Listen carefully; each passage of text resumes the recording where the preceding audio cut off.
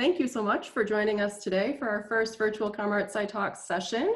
My name is Meredith Jagoudis. I'm Senior Director of Development in MSU's College of Communication, Arts and Sciences, college devoted to the way we communicate and connect for a better and more inspired world. So 2 months ago, as MSU pivoted to online instruction over the course of a weekend, many of our alumni also quickly adapted and pivoted, and we discovered that lots of people, myself included, were quite interested in the behind-the-scenes aspects of different ComArtSci careers during this time, which leads us to today and ComArtSci Talks and broadcast news.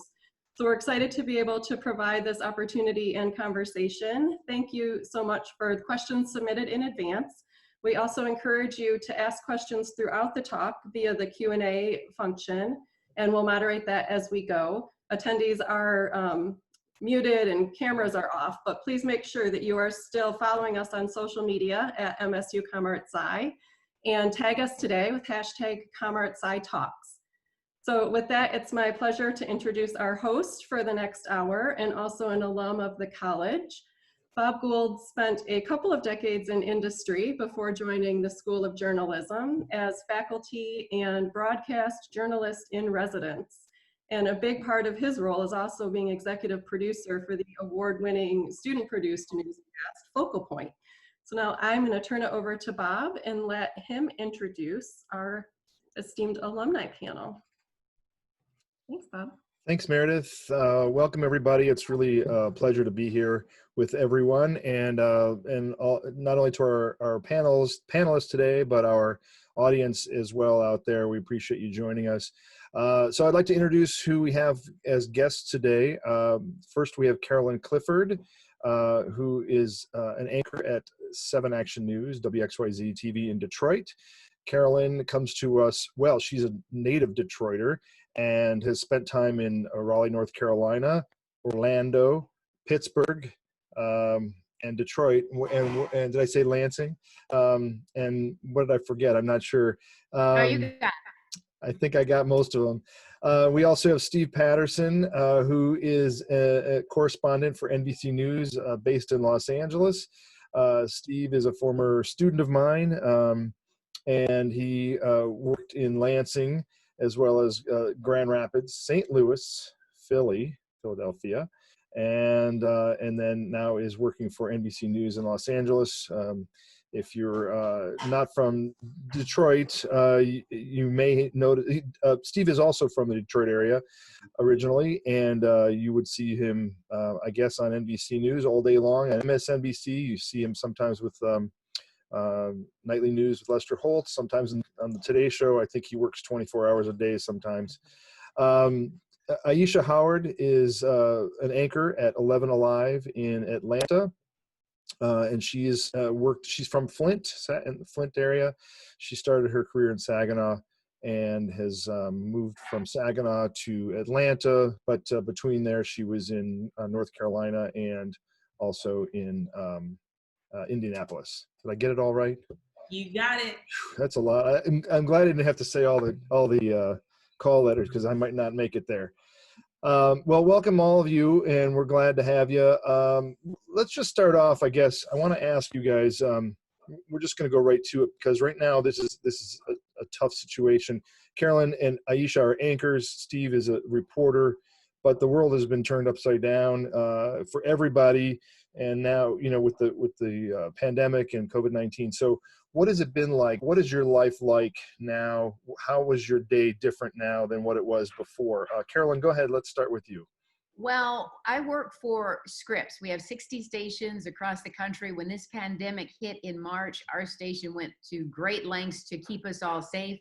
We have like 220 people who normally work in our 80,000 square foot building. Now we only have 15 people in the building at a time. I sit in a separate office by myself. I can't even walk into the newsroom. When I'm in the studio, I'm by myself. But as you see, the way I'm working and talking to you right here, I do a lot of Zoom interviews at home. I even had to practice anchoring at home, just like you see me here with the 7 Action News screen behind me. So our world has changed quite a bit to keep everyone safe. We have sanitizers all over the station. We have to walk through our station with masks. A lot of people have on gloves. And so it's It's a different world. And I normally work from, 3 in the afternoon until almost midnight. Now I start my day early because I have to do so many reports for the news. So what is it? Is it, are a lot of people working from home then? Is it a mixture? Are you rotating through? How does that work? 90% of us are working from home. Producers, directors, our creative services, our managers. Literally, we normally have 220 people in our building. We have 15 people in our building. Everybody else is working from home. So our producers have their computers at home. Creative services, they have their computers at home creating promos and that sort of thing. Really, everybody, 90% of us are at home to stay safe during this pandemic. All right, Steve, what about you? As a reporter who has to go out and cover news, what's it been like for you? Yeah, well, I mean, it's not only going out. I'm used to traveling for my job all over the country, and that has changed. I have not been to an airport in the last like 2.5 months now. But just like Carolyn said, I mean, scaled up to across the country and even internationally, our entire operation has changed. I mean, you will see stories on the nightly news now that are edited in somebody's living room, just like this. When I go out, it's usually, my scope is now a lot more limited because we have to cover stories that are kind of within range of our bureau. Nobody goes into the bureau anymore. There's maybe a few managers, but all the editors are at home. All the producers are at home. We would normally have field producers when I go out. They now produce this virtually. Just like Carolyn said, a lot of my interviews come through Zoom. When we do go out, everybody's wearing masks. Nobody's within 6 feet. If we interview somebody inside, I have to be wearing a mask. They have to be wearing a mask. If we interview somebody outside, they don't have to wear a mask, but we still have to keep that social distance. And doing interviews inside requires like an approval process that takes some time. And that's for good reason. They want to keep us safe. We are, out of an abundance of caution, taking pretty much every precaution you can. You will see other networks that don't have their correspondents wearing masks during live shots. No matter what, we're in masks because we want to keep to the local health standards and community health standards of wherever we're doing reporting. We want to keep the community safe just like we want to keep ourselves safe. But it's been a challenge. It's been something extraordinary, something I never thought that I would live through, in the scope of my life. And I think that goes for everybody I work with. And it's just, you have to imagine that scaled up to everybody in the company across the world is doing the same thing. Our operation, I don't think will ever be the same. Okay, great. Aisha, what's it like down in Atlanta? So With the state that just basically reopened, right? yeah, so we're open. So if you want to, party, you want to go to a restaurant, you want to do anything, you want to go to a park, you can come to Georgia. So that is scary because the numbers are not trending down. So we've been tasked with really, really, really being transparent about the situations under which we open. So when this thing started, we were the first station to get literally everyone out of the building. I didn't even know we had that much equipment. So I still have my in-home studio set up, although I'm back in the building. So I anchored initially for nearly 2 months from home with no teleprompter.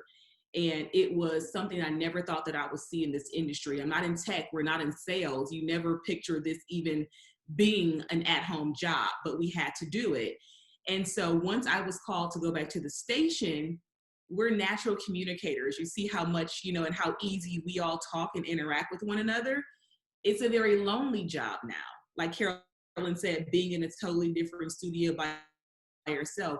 Were you screaming across the newsroom, breaking news is happening. So to have your heartbeat of the newsroom, which is your assignment desk, to be operating from home. So emails are just jammed. It's so many phone calls, so much email coming through.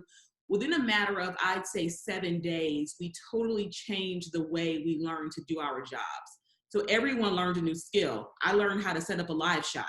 I have a TVU in my home, and it was a matter of turning it on, dialing in your live shot, making sure you're gaining your focus. Shout out to Focal Point. I still knew how to do that. Hadn't done that in years. And so it's taking on so many responsibilities, starting your day much earlier to make sure you're getting on TV. So we're engineers, We are, it's so many different things that have just come at us. But I will say, even looking at nightly news and knowing that was produced from someone's home, we are resilient and we are much smarter and capable than we thought we were, because we are doing it, and I think it looks well across the board. Mm-hmm. Yeah, I mean, it's obviously a whole new paradigm shift for everybody involved. What's it been? What has been the viewers' response? I guess I know we've journalists take a lot of heat, but really in your own communities and even on a national scale, Steve, it's and viewership is up and people are tuning in more. What has been the reaction from your viewers on the coverage that you're giving them? I guess I don't know who wants to start. We can go back to Carolyn. Sure, go ahead. Well, I tell you what, our viewers have been very appreciative of what we're doing. We just launched something called the Rebound Detroit, and really giving people the resources and guidance they need to rebound after the pandemic. We do stories nightly on this, whether they need help with unemployment, whether they need help with substance abuse, just moving toward the future. And so the comments that I've gotten, I do Facebook Lives every time I do a Rebound Detroit story, and people just say, thank you for being there for us. Thank you for giving us information. Now, I'm not saying that some people aren't angry over the economy not being back open because they can't go to their regular jobs. Sometimes people can't put food on the table. A lot of people give us that too, but really we're here to help people. I heard Aisha say the word resilient.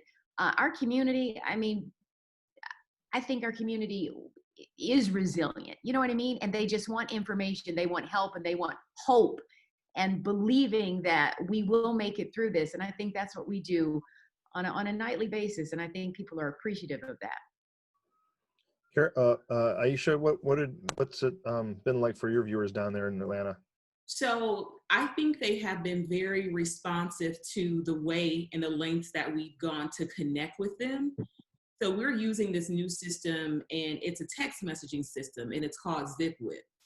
And our marketing team sort of had to pivot their roles as well. So our marketing team is managing the ZipWhip accounts, and they're asking questions, and they're able to have real dialogue around the clock with people who are going in, and we'll do a ZipWhip sort of compilation at the end of the night and say, what do people want to know? Like, what stories are we missing? What did people take the time to text in? Let's make sure we're not just telling the stories that we think are stories right now, but that they actually want to hear. And I think they've been very grateful for that. So Tegna, I work for Tegna, and they have become huge on user-generated content. So allowing us to connect, because you don't see us in the community anymore. You don't see, us in the streets and, in your neighborhood doing interviews. And so we sort of lost this sense of connection. And so through even the text messaging app, I think they found a way to connect with us and to see their user-generated content on air. They feel very much a part of the newscast. And we're being very honest and very conversational in the coverage. Like, look, people are scared. Just being very transparent about what's going on. Really loosening up the newscast and just having more of a conversation with people. Like, this is what you guys are saying. This is what we did to find out the answer to your questions. Where is your stimulus check? Where is your unemployment that's delayed? What are the real numbers? Yes, we are open, but what are the real numbers? We can't, we've had to take the governor to task a few times because people are like, you did what? How soon? When? And so we've just really sort of, had to play it from all sides to let people know that we're not gonna, let this thing look all glamorized. It is what it is. And I think people have really connected to the realness of what we're giving them right now. Not everyone's happy with, like as Carolyn mentioned, it's not all sunshine and roses either. Mm-hmm. You do have a fair share of people who, of course, are attacking us for, they're claiming we're inaccurate. They're pitting us against the information that they're seeing online, which we know totally blows to shame, like everything that we try to do in accuracy. We have to fight all the misinformation online. So we have a national verify team that goes through stories, and they'll take these viral social media posts and dissect them. So that team has really saved us a lot of headache with sort of shutting down some of those rumors online. So most of all, I think they're very grateful that we stuck with them in this. They see our hair isn't done. We're with you. Like, so I think we're all very human right now. They say, well, and you'll get it from the other end too. Now, wait, how did her hair get done if all the salons are closed? Oh, they have makeup people at the station. So you can't win probably either. I'm sure, right? Yeah. Steve, from a national perspective, I don't know if if it's completely different than say in local news. Although Detroit and Atlanta are major markets. What's it like, I guess, from being at a major network that tends to take a lot of heat sometimes, when you're dealing with all kinds of coverage? Yeah, I mean, we're certainly getting that heat. Like I used to said, it's not all sunshine and rainbows. I can definitely attest to that. But I will say, I mean, I think we've had more support and positive feedback in a time of crisis than I think I've ever seen. Certainly our viewership is sky high. It is among the largest that we've ever seen. I think part of that is because, particularly for the nightly news, people want that comfort. It's the same reason that, I mean, my family, we would literally sit around the dinner table and watch the nightly news when I was growing up. It's that voice of reason and calm, and we stress the facts, and we stress getting it right, and we stress, even if that means getting it slower, we do that. We've also, we've noticed that. And so we've kind of beefed up our storytelling a little bit more too. We would, typically before this, we would have maybe like 11 stories, but each story was maybe like a minute 15 each. Now we're doing something like 5 stories that are 2 minutes, 30 seconds, or even 3 minutes if you've got a good story. And I'm really proud to work for a place that allows that kind of storytelling, that sees the fact that this is happening and realizes that, we need to go a little bit more in depth. And we've been doing that, and I think viewers appreciate that. On the MSNBC side, I mean, that's a very smart audience. They've always been very savvy. And I think just being at a place that does, like, we just do live shots all day, and we go gather, get the information, and it's just like a dialogue. So we're speaking directly to our audience, and we get some really good feedback from it. But I've been, if you look at social media, of course, it's a mixed bag. A lot of people hate the fact that we wear masks. In fact, I was doing, beaches were reopening in California in one Orange County town, and we were at a rally, and some guy started just yelling, "Take your mask off, take your mask off." And during my entire live shot. And of course, I mean, we're all used to dealing with stuff like that, but I think it's really the divisions, like everything else, are really heightened right now. For people that want things back open and for good reason, and for people that, want to make sure we all stay safe. And we have to be really careful out there. People are very angry at the fact that we give any credence to, keeping things stay at home and safe and locked down. And wearing masks is a big signifier of that. So the company's doing a lot to protect us, but again, I mean, we're getting great feedback from people that really appreciate the fact that we're out there, providing this coverage. So you made a good point, or an interesting point about MSNBC. Maybe it's a smarter audience because they're, different demographic, let's say. What's one of our audience members asked a question about what I guess it says the pandemic is multi-layered in its complexity, bouncing between emotional arguments and heavy science. And the question is, what are modern assumptions for audience consumption? In other words, who do you tailor your audience to? It used to be a time where it has to be, we talked about someone with a 6th grade education or a high school education or whatever it might be.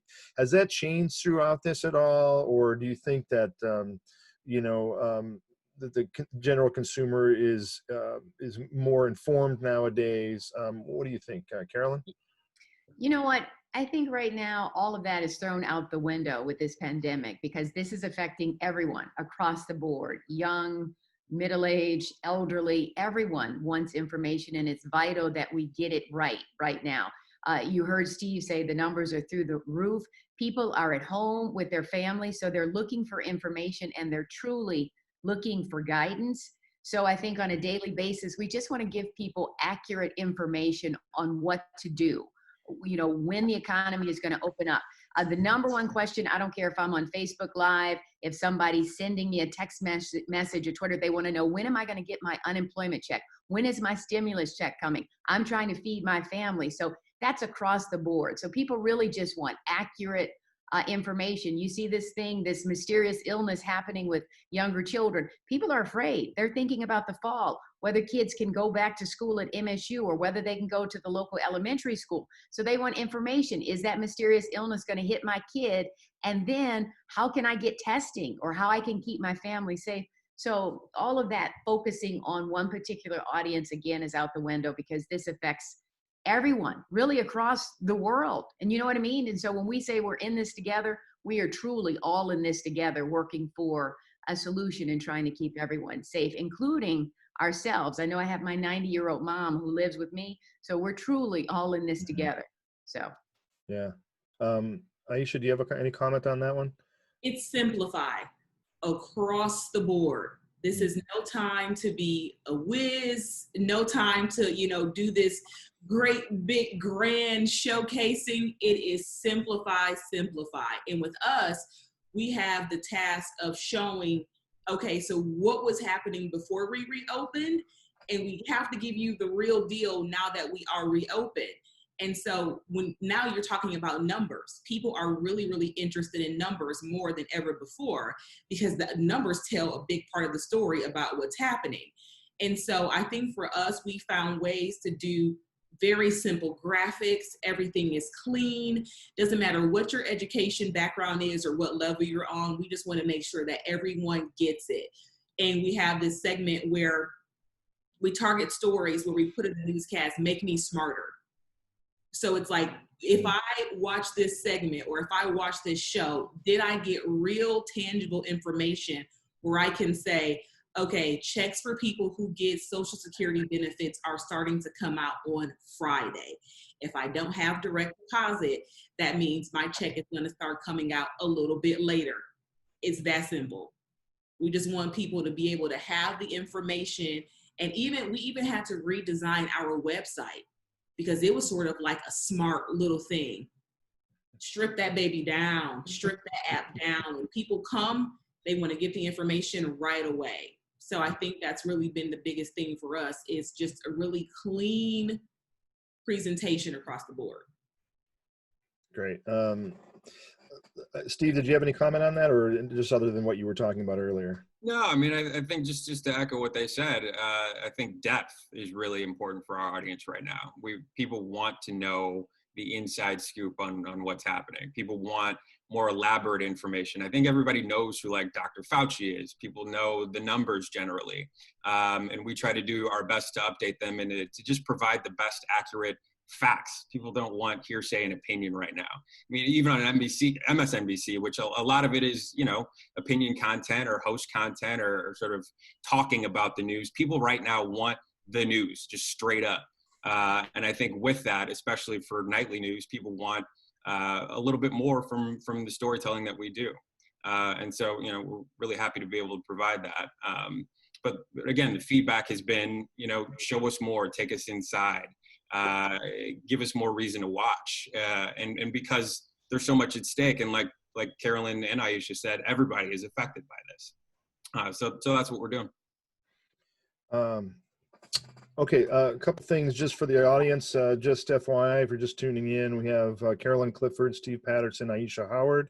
They are proud graduates of the MSU School of Journalism, yay, where I'm also on faculty.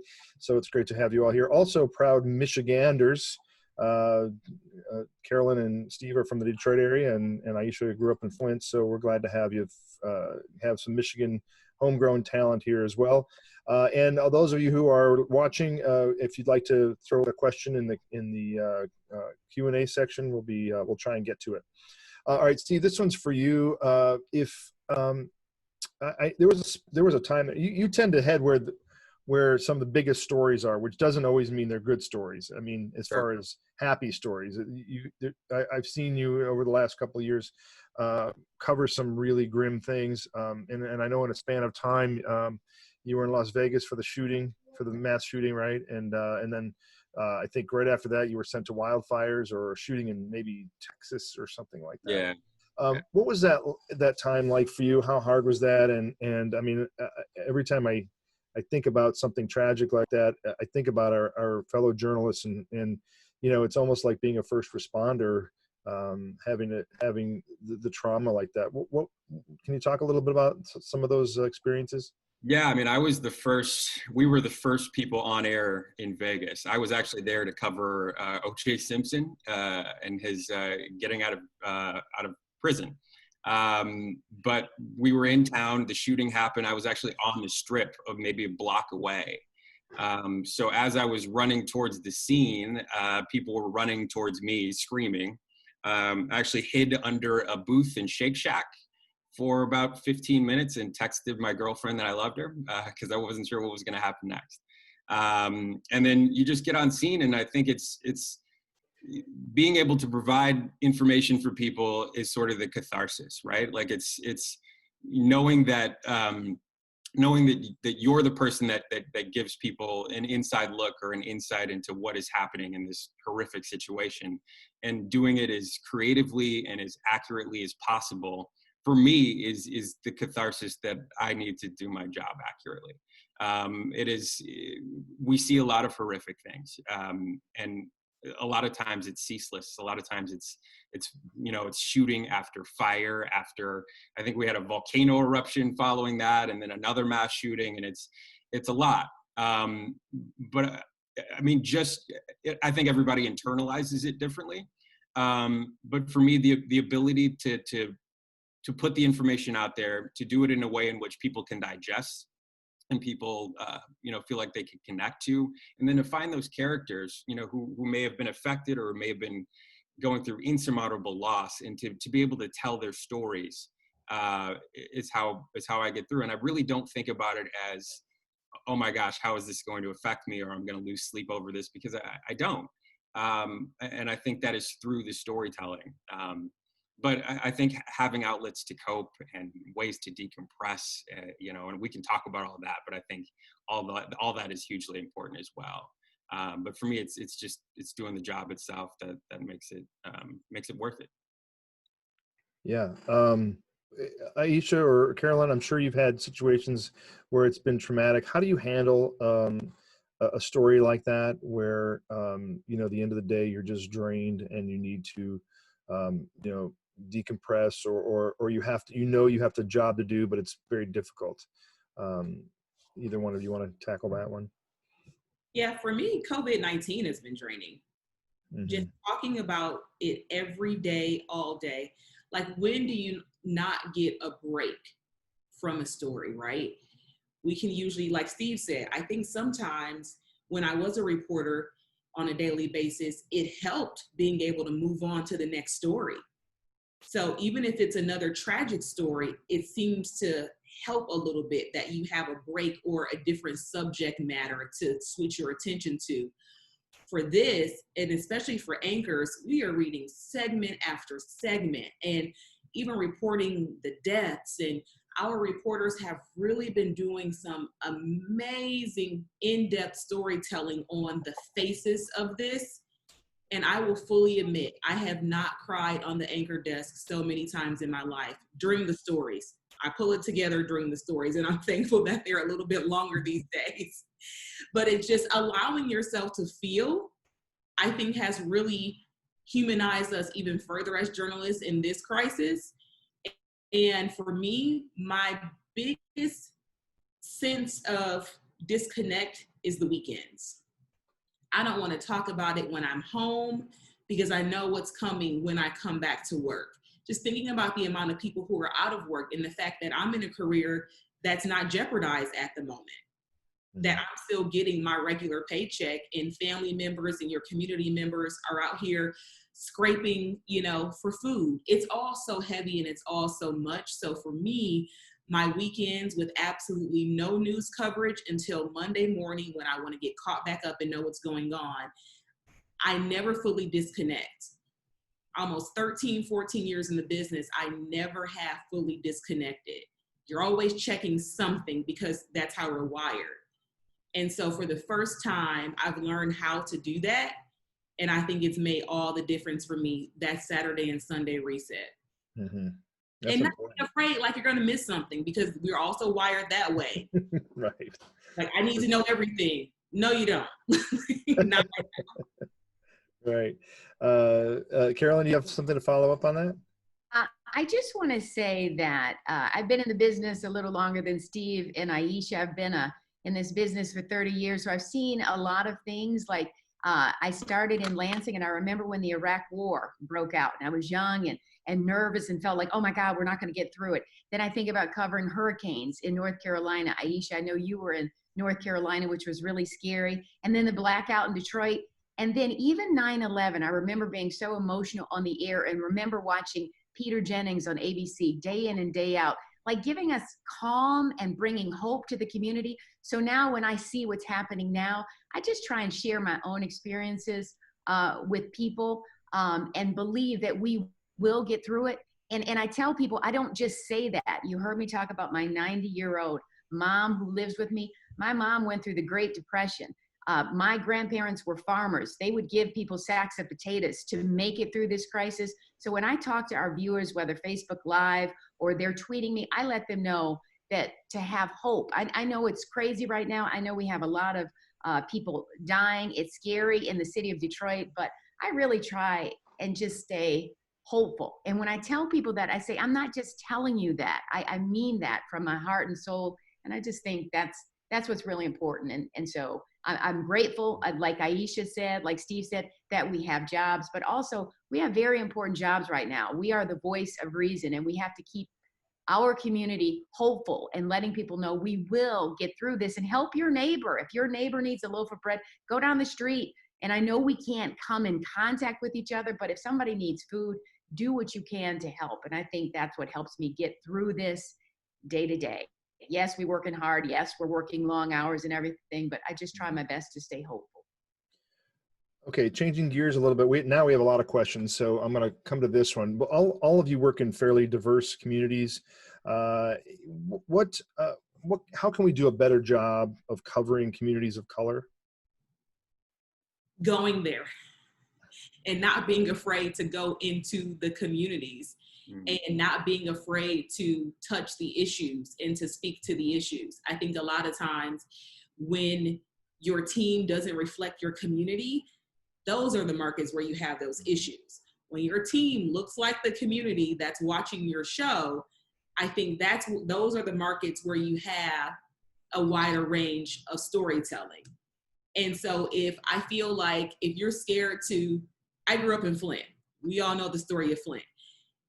If you're scared to come to my community and you're telling my story from the station, that's not an accurate story, And so I think it's really reflected in the hiring and the type of people that you hire. There are still people in this industry that just want to be on TV. There are still people in this industry that want to tell great stories and get to the heart of stories. And, some of the stories that you would think that when you watch Steve, you would think that Steve is a part of every community all across the country because of the care and concern that goes into it. If he's there for 3 days, if he's there for a week, he becomes a part of the community. And I think it's just really sort of searching ourselves and asking ourselves, what's your why? Mm-hmm. What's your why? Like, do you really care about these issues? And I think that's when you get good storytelling in markets that are very diverse, like where we are. Either Carolyn or Steve, you have any? I just want to say that's an incredibly important thing to say, especially going there and not being afraid to do that. And that takes, as Aisha mentioned, the right people to do that. And when you have a diverse team, that's a lot better. But it's not just an on-air team. I mean, you're talking about, we need people who are doing the hiring that are making these decisions. I mean, so anybody watching that is getting into this business, look at getting into the places in which you can be a manager or you can influence the kind of coverage that we do, because that is so important. And that is what I think has been lacking, at least through my route to where I am now. Seeing more people in the boardrooms, in the fish bowls, in the meeting rooms that are actually making the decisions, people of color, or at least people, who are comfortable covering communities and people of color. I think that is tremendous, and that's what we need. I want to say this. I was born and raised in the city of Detroit, grew up watching Channel 7. So this is really the place I wanted to work, really my whole career. I worked to get back home to the city of Detroit. I'm from a really big family. But I want to say this. Yes, we need more people of color in management seats, possibly on air. Growing up in the city of Detroit, I saw a lot of African Americans on the air. It wasn't until I went to other markets that I was usually the only African American in the newsroom. But more importantly, I mentioned Ross Woodstock, who hired me at Channel 6 in Lansing, and I was the only African American reporter at Channel 6. But Ross was such a good teacher with everyone. If you went out on a story, he said, make sure your story represents the entire community. Get someone who's white, get someone who's black, get someone who's older, get someone who's younger, to make your story accurate of the community that you're serving. Sometimes we're missing that, but at Channel 7, I'm proud to say, we went through a whole series of diversity training. They brought in experts so we could talk about what we're lacking, how to talk to our colleagues. When you're out in the community, make sure that you're not just showing people of color committing crimes, because we're not the ones that are only committing crimes. So it's important what we show. Yes, it's important who's hiring and that sort of thing, but diversity training, understanding the market that you represent, telling other reporters not to go in communities of color, whether in Flint or Detroit, and portraying African Americans in a community in a bad light. Do you know what I mean? Because a lot of times we do that. We might talk to the very first person that we see on the street. Sometimes you have to talk to several people. I know we're under deadlines, but show the full spread of the community. Make sure, in our stories that our stories are diverse, with diverse people who are educated, people who are from the community who may not be so educated. But our jobs are really important, what we show, because what we show is what people see and what people believe our community represents. I think you're so right too. And in a lot of ways, just getting into the communities and seeing what's out there. I mean, just as something as simple as when I was working in television news, the producers would say, hey, gas prices spiked 30 cents today. Go get some gas footage of gas prices. And, there was a station a gas station right next to our TV station. And everybody always went there. And it got to be, why, can we take 20 more minutes and go in and get something more diverse than the same place over and over again, right? Yes. And it was always like, well, we're in a hurry, but there's no excuse for that. We can always find a way to make that happen. And also just to stress the fact of, yes, having that diverse newsroom when we're in our news pitch meetings and to see not only what is going on in the community, but every community, not just those who live 2 minutes from the TV station, because that is just critical to have a well-rounded, not only well-rounded newscast, but a well-rounded newsroom, and so that you can cover these communities and give it more of a diverse look. And I think that's really, really very important. Okay, so let's now let me ask you here. This is Aisha. This is a hello shout out to you from our friend Brett Cast, who is a former student and who you used to work with.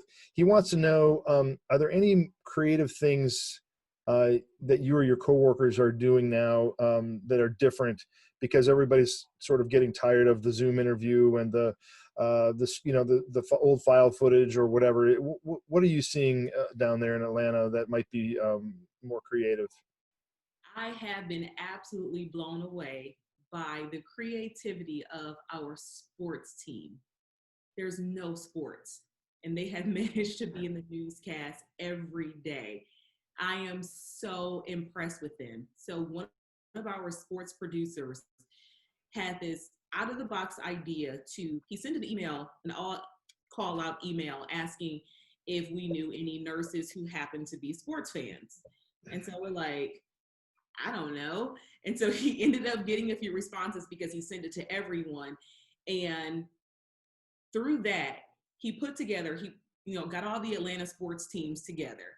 So for each essential worker that he connected with, he was doing a Zoom interview with the sports people. It was our 2 sports anchors, and they were just talking to these people about, how was your day? Tell us, what's the heart of your job right now?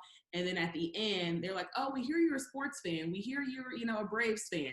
Boom, Braves pitcher pops up in the interview, and they like scream. Or this one guy, his whole background was Georgia Tech. And so he's this huge Georgia Tech fan. His whole office is decked out.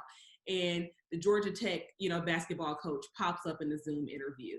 And so it was a way to bridge, the work of essential workers with, who are sports fans. And I just thought it was so creative. They did the entire draft via Zoom. And what they learned was that they had some of the highest engagement and viewership because it was digital. So they discovered that more of their audience was willing to engage digital than even the ratings for their Sunday night 30-minute sports show. And so I think that was one of my favorite things from the sports side.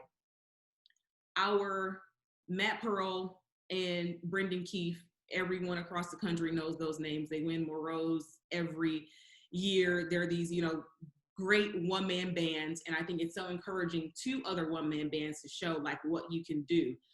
We've really relied on your whole media group. So you have to get outside of your market and to pull stories together.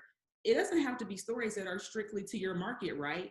So we pulled together a bunch of interviews and reached out to COVID-19 survivors. And don't be afraid to remove yourself from the story, because if you haven't had COVID-19, you don't really need to be a part of the story. So we pulled in from other Techna stations. Some people work from Atlanta, and streamed together a story of survivors. And what we found, which is streaming together all these sound bites under some music. It was a Matt Pearl story. We never heard his voice. We never saw him. Just the story of how these people, feel ashamed to admit that they had it, and how these people feel afterwards, like not being able to see their families or engage with their loved ones. Just really hearing the voices of people, I think now is more important than ever. But that didn't just come from our station. We pulled interviews from the entire media group to get this big, diverse voice of survivors. So those have been 2 of my favorite stories. And they won't take a day to do. Mm-hmm. So we have to be respectful with that too, but yeah. Awesome. Yeah, it's important to get creative at this time. I mean, we're trying to figure it out. I mean, look at something like Saturday Night Live, where they did 3 shows now, and the first one was okay, but technically there were some problems. And as that ramped up, you figure it out, how to get the audio better, how to get the framing of the shots better, how to do all of that. And it's all a big learning process, which I find fascinating, frankly, as I navigated that through with our students and trying to pull that together. And speaking of technical, Steve, this is a question for you. When you're out shooting, are you shooting with a photographer with a full-size camera or an iPhone, or are you shooting your own stuff at all? And how do you get the signal back to the station? Are you using like a bonded cellular live view or something like that? Yeah, so everything that I do from home, which has been more than I've ever done before in my life, has been through my phone. So we have a live view app on the phone. I'm not sure if that's kind of standard across the board with everybody now, but it's huge for us. I mean, it's something I would have even on a fire or a hurricane or something, just to take viewers inside anyway, because a lot of times you can get that up faster than you can a normal live shot from a satellite truck or a live truck or anything. But in the home, it is learning how to operate that thing and get myself framed up and try to work the lighting. I've never been good at lighting, as you can probably see now, and try to put myself on air. And you have to call satellite operations in New York to be able to do it. So I'm on the phone. I'm trying to use my other phone as an IFB. I'm trying to frame the shot up, and all that's a challenge, but we're able to do it. Out in the field, though, we do still have full crews. The only thing we do differently is really everybody's wearing a mask. Everybody drives separate cars and separate vehicles, and everybody kind of, we don't congregate anymore. We don't sit around and talk about the story. We kind of do it from a distance while we're on site. So I will still have we still have a sound person, we still have a camera person, and we still have me. So we do it kind of the traditional way, but everything is live view now. Everything is stripped down, get in there, get it done, get out. And for those out there who are watching that don't understand what a live view or a TVU is, it's basically replacing what a satellite truck or a microwave truck with the big tall mast used to do. And now it's basically a little box, and you can plug in, and using cellular technology, you're able to go live anywhere really, as long as you have decent signal there. So yeah, that's interesting. Always trying to figure that out. All right, Carolyn, this one might be a little more difficult for you. This question is asking about how are news outlets, especially in Michigan, dealing with political partisanship. It says, partisanship itself seems highly newsworthy since it's shaping how people are acting in this time of pandemic crisis, for instance. Let's see, can you address how you're covering partisanship or dealing with it in your organizations? I'm not quite sure if it means they feel that the news is being partisan or the divisiveness. I'm not quite sure, but maybe you can just address that a little bit. I'll say this. America is really so divided down the middle right now. We have to be very, very careful. And I think any political stories that we do, we just need to make sure we cover both sides equally. So many governors are under attack. I know Aisha said Georgia is open, but a lot of people here in Michigan are attacking our governor because, they want the economy open. But on the other side, people feel that the stay home, stay safe order that she has enacted is the appropriate thing to do. So we just have to be very careful. I don't care which side you're on, people will attack.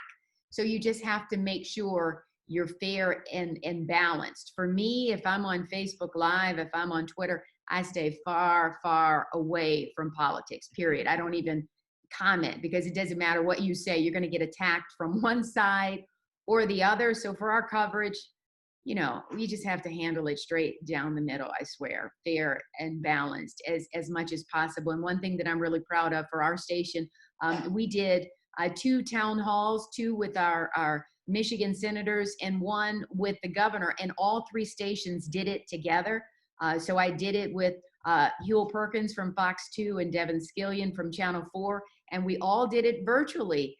And we just showed our stations teaming up, but also just trying to get people the most accurate information as possible. Some people loved it. Some people, of course, were attacking. But really, we just have to do it straight down the middle, fair and balanced.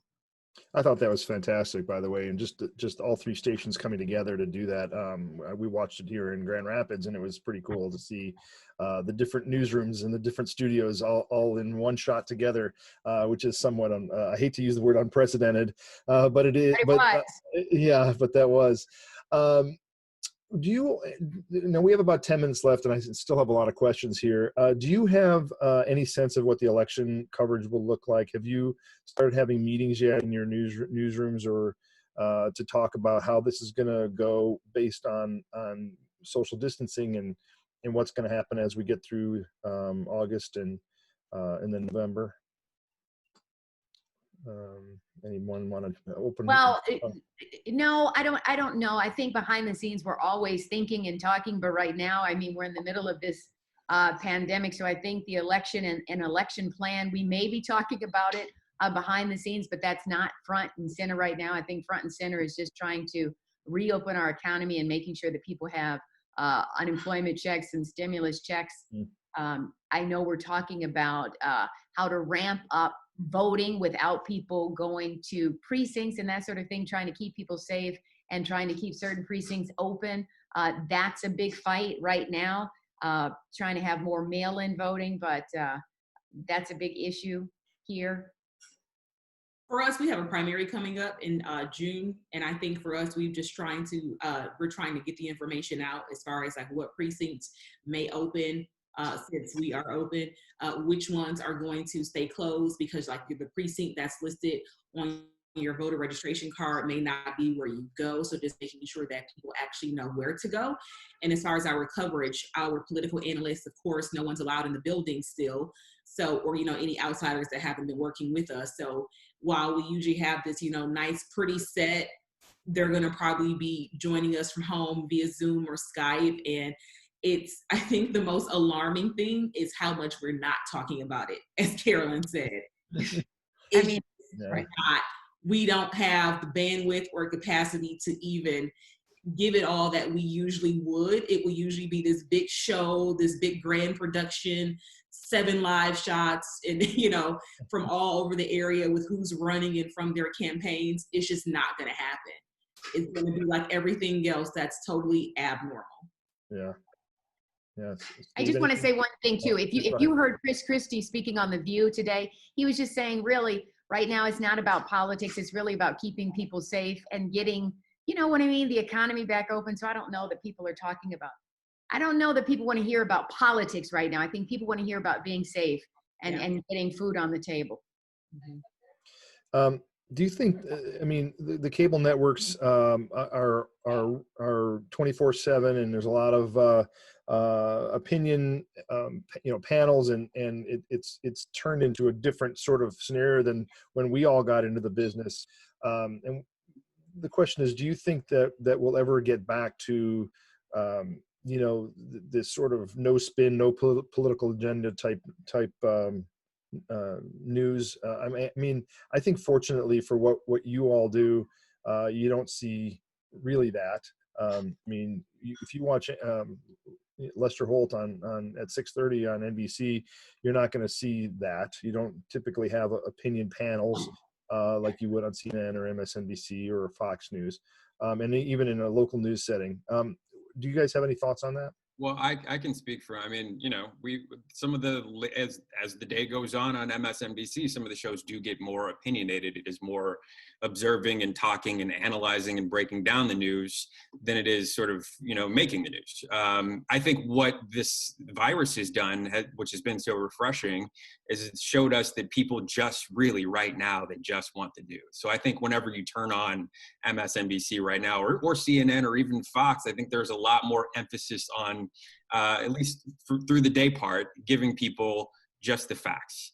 And I think this will center a lot of that coverage moving forward to really just bringing people, a lot more direct information than they're used to having. Although there's huge audiences, obviously, for opinionated news and opinionated panels and breaking things down.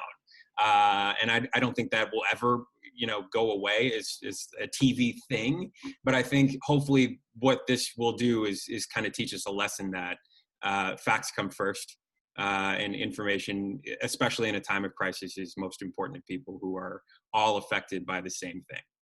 I agree with Steve totally there. Facts come first. And I think it's very, very important that journalists, hold lawmakers' feet to the fire for honesty, honest reporting. What's, like he said, facts lead, and making sure that we tell the truth and call people out who are not telling the truth. I know a lot of times journalists get attacked. We see it, every day, every single day. Journalists are being called names, and even from the highest office in the land. But I think facts should lead always. Honesty should always lead. And I think we just have to hold our feet to the fire and make sure that's how our coverage is day in and day out. And be that we don't have to do that. There is an audience for that, and there are networks that are allowed to do that. But on the local level, and even for Steve, just knowing that that's how we are tasked to operate. And I think that's the advantage that we have. If people, like more of the opinionated, there are outlets that they can tune into easily. But just knowing that if we feel like they have a bigger audience, we don't ever have to feel like we have to play in that sandbox. Staying with what we do and what we were taught, I think has worked well for us, because people are wanting what we're giving right now, and that's the truth above all. 100%. I'm just going to say this last thing on that. I've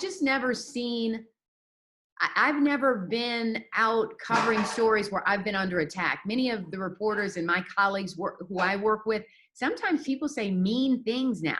I was out literally in December ringing a bell to raise money for the Salvation Army, and a guy came up to me and started yelling at me and sort of attacking me. I think we just need to make sure we let our community know we are here to do a job, to tell the truth and report the truth. And my colleague almost had to come to my rescue. I had never experienced anything like that before. So, you know, it's really important that we let people know that we're here to do a job, and it's an important job, and we're here to tell the truth and tell the facts.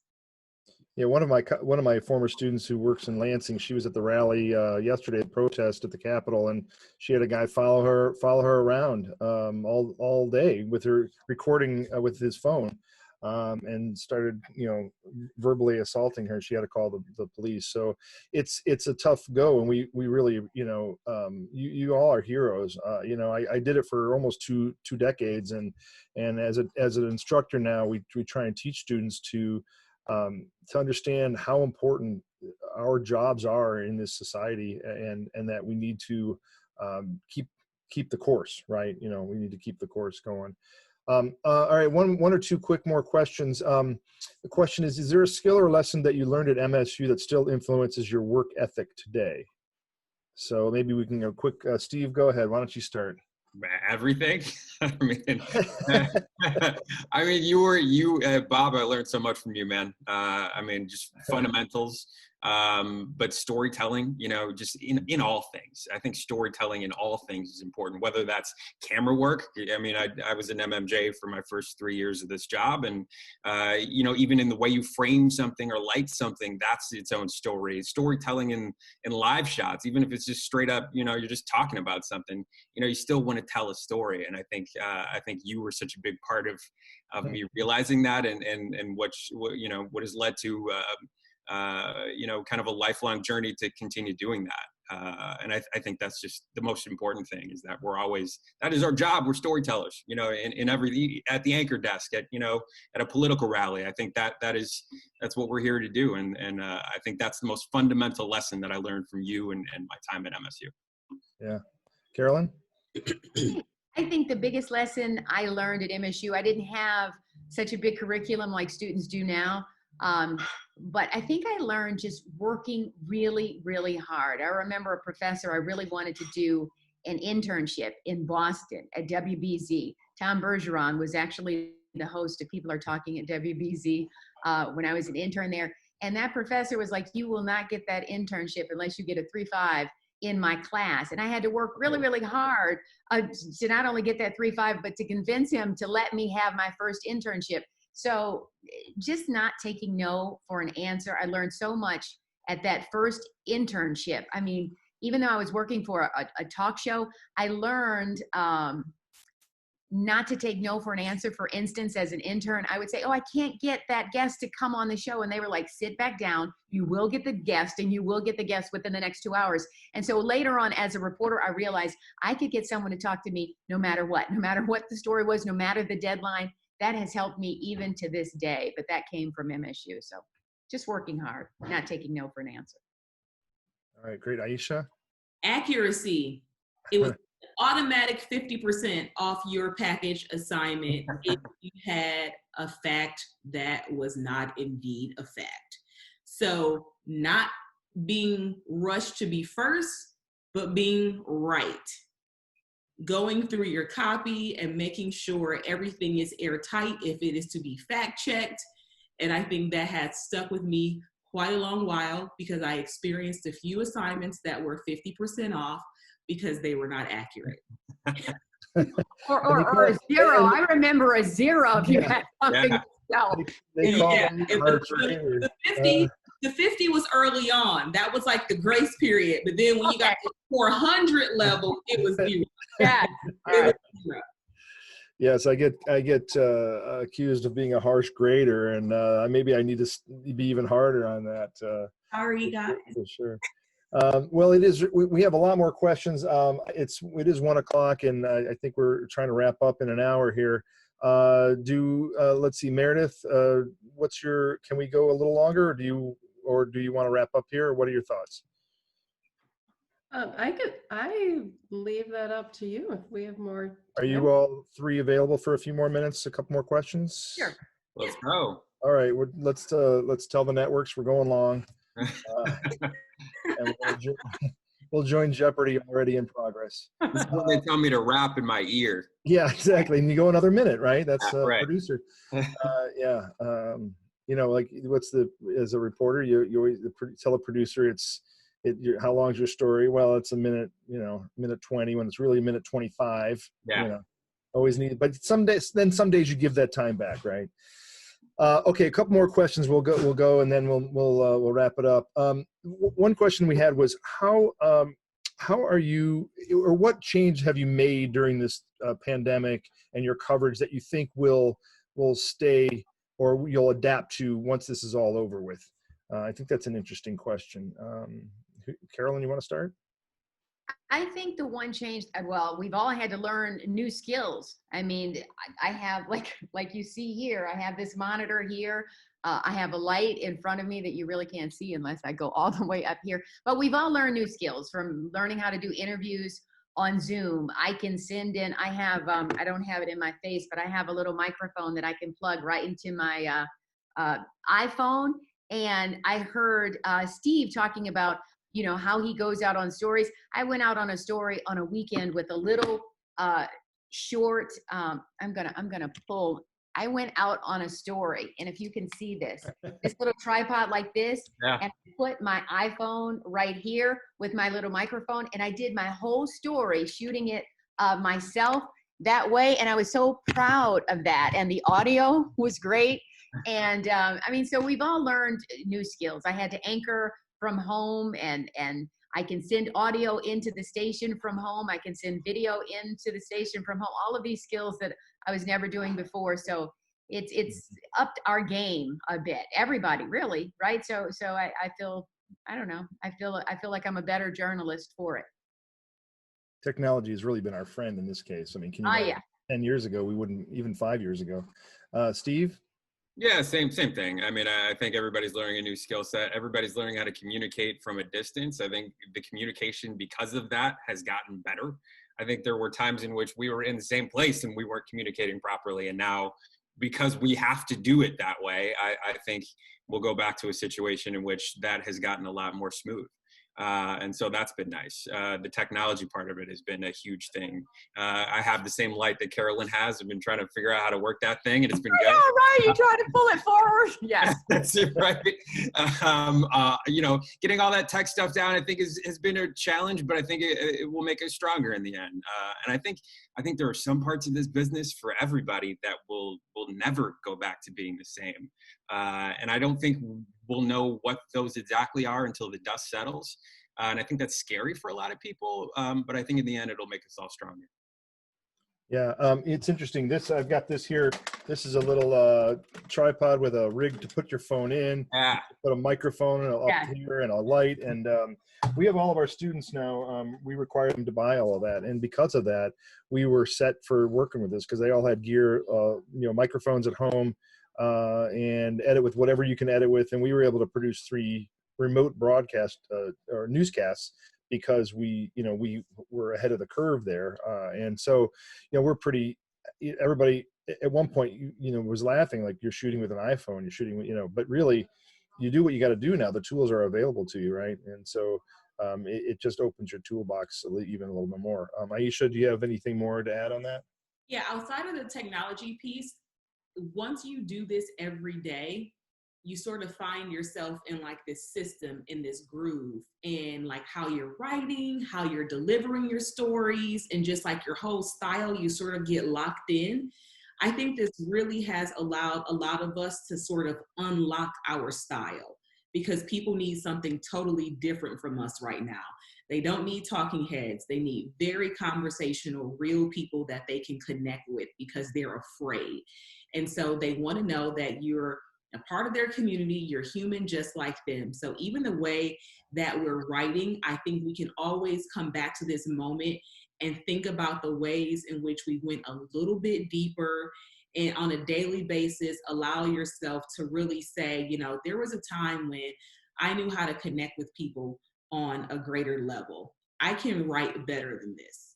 Like, task yourself with telling better stories, not just quick, and this is what I come in and do every day, and these are my go-to phrases, my go-to words, but just really being a more compassionate, compelling storyteller, whether that's reporting or anchoring. I think we've really tapped into a different part of ourselves that we're not able to do every day on a newscast that's more so traditional. So I've really enjoyed that part of just coming into a new part of anchoring and delivering and connecting with people. And that's on social media too. Mm-hmm.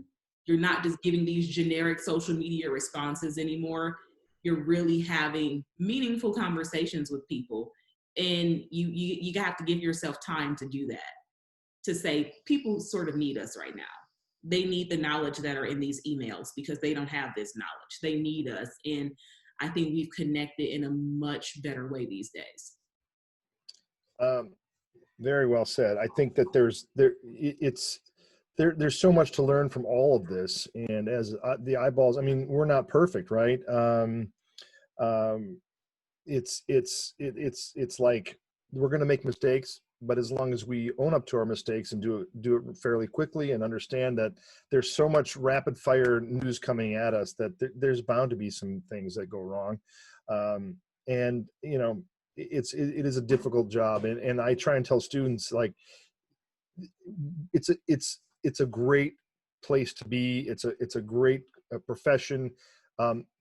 There are good days and there are bad days and there's just days, but you have to get through all that. I mean, you know, I don't golf. My wife's a golfer, but I equate it to a golf game where, you know, you're not going to hit a great shot every time and you get frustrated, but that one that might hit right near the hole or even in the hole at the first hole in one, that's what keeps you coming back. And I think that's what's so important, you know. So so with that, what advice, you know, there are some students on the viewing here, so what advice do you have for students who want to get into this business, or who are heading there? What do you have to say to them? Carolyn? I want to say this, don't be in such a rush. I mean, young people today, they want to get to the finish line right now. And I think you really have to learn your craft. When I got into this business of journalism with my first job in television in Lansing, I looked to anchors and reporters in Detroit. One I want to mention is Cheryl Choten. I mean, she had such tenacity. Even years and years later, she wanted to be first. She wanted to have it right. She had a whole book of contacts. It didn't matter what story she got. She was on it. You know what I mean? And I wouldn't have learned that if I didn't have a chance to be in Lansing around other college students learning, you know what I mean? Making mistakes. Yeah. Make your mistakes in Lansing, not when you get to a big market. You can't do that in Atlanta. You can't do that in Detroit. You certainly cannot do that on the national level where Steve is. So you know what I mean? You know, start small, learn a little bit of everything. I thank God that at Channel 6, I had to produce it. I had to write it. I had to edit it. And then if you complained at Channel 6, if you said, oh my God, that I don't like that story, Ross Woodstock would make you, or if you said, I didn't get enough information from the assignment desk, he would say, I tell you what, you're going to spend a day on the assignment desk so you understand how difficult that role is on the assignment desk. So we had to learn every job in the newsroom. And so today, even in Detroit, in a big market, I try and help a little bit of everybody. And I certainly try and guide young people who call me. So, and the last part I'm going to say, dress the part you want to play. Just because you're young, walk into a newsroom, dress the part you want to play. That first job that I got but my first internship in Boston, I remember a lady walking up to me and saying, are you the new producer? And I said, no, I'm just an intern. But I always dressed the part I wanted to play because I wanted people to take me seriously, even as a young person, even when you're fresh out of college. That's great. Aisha? Don't let the internet give you this false idea of what it takes to be where we are. Don't shy away from hard work. Don't let these influencers and people who are, you know, starting their own YouTube shows, and things look very, very grand right now. And when you're met with hard work, you're going to shy away from it because you're like, wait a minute, that's not what such and such had to do to get to where he or she is, or that's not what this person told me the track or the path was. Be okay with what your path is. Compare is the thief of many things. And so let your journey be exactly what it is. I remember being so anxious to leave Indianapolis and being in such a rush. But that job positioned me for a main anchor role, because now my resume said that I was an 11 p.m. anchor somewhere for 5 years. People my age don't want to stay anywhere for 5 years, but that was the best decision I ever made. And I learned so much. Turned the story every day. When it came time for me to turn my first story in Atlanta, it was like riding a bike, because I was used to it, because I never shied away from, you know, having to report as well. If my job says that I'm an anchor, I don't walk in there like, good evening, everybody. I'm the highest paid up in this joint and I don't report. Yes, you do. Especially right now during this time. And so don't ever try to put yourself, definitely putting yourself on this pedestal. You need to know how to do, like Carolyn said, a little bit of everything and be able to contribute, be a team player, and most of all, a hard worker. You know, this generation is known as, you know, wanting things microwavable and all that. You don't have to subscribe to those titles. You come in and you show people different. Yes, I just graduated in 2020 and I know how to work hard. I'm not a person who just wants to be, you know, a cute girl or a handsome guy on TV. You need me to go where? You need me to drive where? You need me to move where? New Bern, North Carolina? I didn't know where that was. But that's where I learned, and again, made my mistakes and put bad stories on TV. And when I got to Michigan, I am totally still a proponent of a market climb. I know you can make it to Atlanta. I know you can make it to Detroit very, very early, but there's so much value in that hard work that went into those small towns. And I know that was my track, but I just still am a huge proponent of taking it slow, working hard, climbing the ladder, and taking it slow. That's great. Steve, what advice do you have for young journalists? Well, I can kind of hop on board with that, because I mean, I think there's a reason why Carolyn and I used to say take it slow when they believe in the climb and make your mistakes. It's because failure is such a key component of what we do. Failure is such a part of success that if you don't recognize and embrace your failures early, you're never going to be successful. So you have to realize that you're going to screw up. You're going to get it wrong. You're going to get beat by a competitor. You're going to stumble on a live shot. You're going to have something in the rundown that shouldn't be there or should be there. And these are all important lessons that you need to realize and embrace early on before you're able to move on. And I think that's why they're saying take it slow and you know, climb up as you go. Because failure is it's still part of my day to day at NBC News. I mean, you can't fail from a standpoint of blowing the story, getting it accurately wrong, and screwing everything up. But certainly the little failures and little inconsistencies and little miscommunications that we have never stop. And because they never stop, you never stop learning. And if you're open to continuing to learn, you will be continuing to be open to going through that failure process. And I think a lot of people early on get discouraged because they want to be on that skyrocket up to Detroit or up to Atlanta or up to the national level.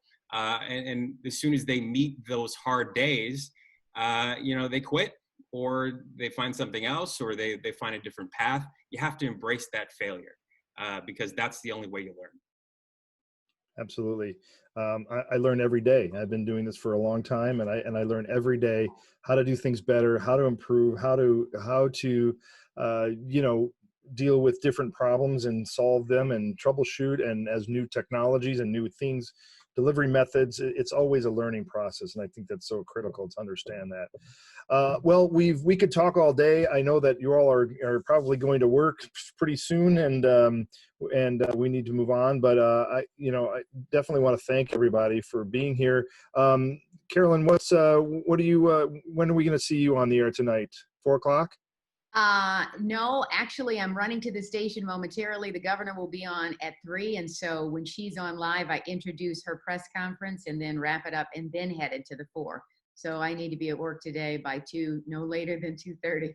Okay, so you're getting close there. Are you, is this, does Channel 7 broadcast live on the internet so we can tune in to see you? Yes. Okay, so that's great. Steve, Absolutely. what's your, are you on tonight on nightly?